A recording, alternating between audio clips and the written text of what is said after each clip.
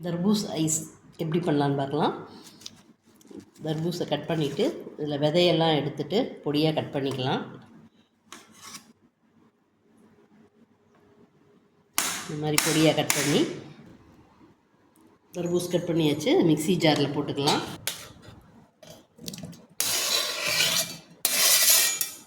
இதில் ஒரு கரண்டி சர்க்கரை போட்டுக்கலாம். மிக்சியில் அரைச்சின்னு வந்துடலாம். அரைச்சாச்சு. இதை டம்ளரில் விட்டுக்கலாம்.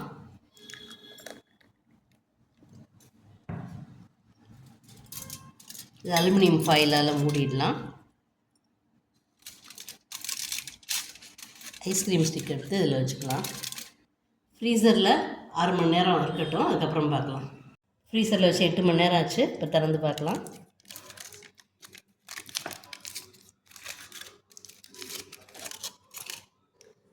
இப்போ செட் ஆயிடுச்சு. பாருங்க, தர்பூஸ் ஐஸ் சூப்பராக ரெடி ஆயிடுச்சு. நம்ம வீட்டிலே பண்ணலாம்.